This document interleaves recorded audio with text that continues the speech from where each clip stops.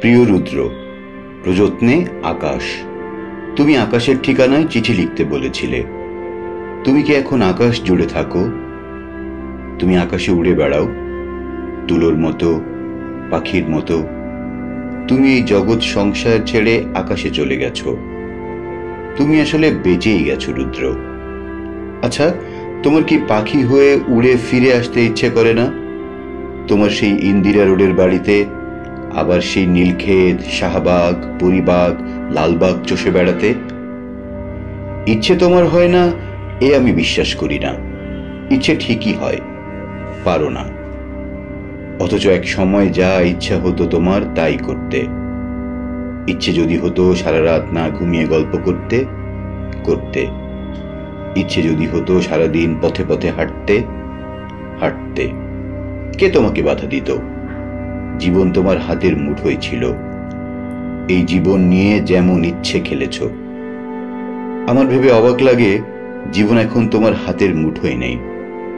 ওরা তোমাকে ট্রাকে উঠিয়ে মিঠেখালি রেখে এলো, তুমি প্রতিবাদ করতে পারোনি। আচ্ছা, তোমার লালবাগের সেই প্রেমিকাটির খবর কি? দীর্ঘ বছর প্রেম করেছিলে তোমার যে নেলি খালার সাথে। তার উদ্দেশ্যে তোমার দিস্তা দিস্তা প্রেমের কবিতা দেখে আমি কি ভীষণ কেঁদেছিলাম একদিন। তুমি আর কারো সঙ্গে প্রেম করছো এ আমার সইত না। কি অবুঝ বালিকা ছিলাম। তাই কি যেন আমাকেই তোমার ভালোবাসতে হবে, যেন আমরা দুজন জন্মেছি দুজনের জন্য। যেদিন ট্রাকে করে তোমাকে নিয়ে গেল বাড়ি থেকে, আমার খুব দম বন্ধ লাগছিল। ঢাকা শহরটিকে এত ফাঁকা আর কখনো লাগেনি। বুকের মধ্যে আমার এত হাহাকারও আর কখনো জমেনি। আমি ঢাকা ছেড়ে সেদিন চলে গিয়েছিলাম ময়মনসিংহে। আমার ঘরে তোমার বাক্স ভর্তি চিঠিগুলো হাতে নিয়ে জন্মের কান্না কেটেছিলাম। আমাদের বিচ্ছেদ ছিল 4 বছরের। এত বছর পরেও তুমি কি গভীর করে বুকের মধ্যে রয়ে গিয়েছিলে, সেদিন আমি টের পেয়েছি। আমার বড় হাসি পায় দেখে। এখন তোমার শয়ে শয়ে বন্ধু বেরোচ্ছে।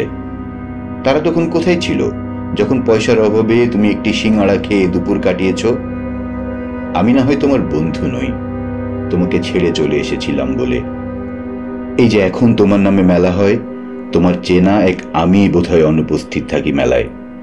যারা এখন রুদ্র রুদ্র বলে মাতম করে, বুঝি না তারা তখন কোথায় ছিল। শেষ দিকে তুমি শিমুল নামের এক মেয়েকে ভালোবাসতে, বিয়ের কথাও হচ্ছিল। আমাকে শিমুলের সব গল্প একদিন করলে। শুনে তুমি বোঝনি আমার খুব কষ্ট হচ্ছিল।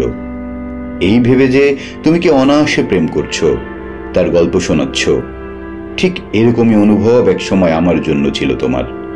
আজ আরেকজনের জন্য তোমার অস্থিরতা। নির্ঘুম রাত কাটাবার গল্প শুনে আমার কান্না পায় না বলো?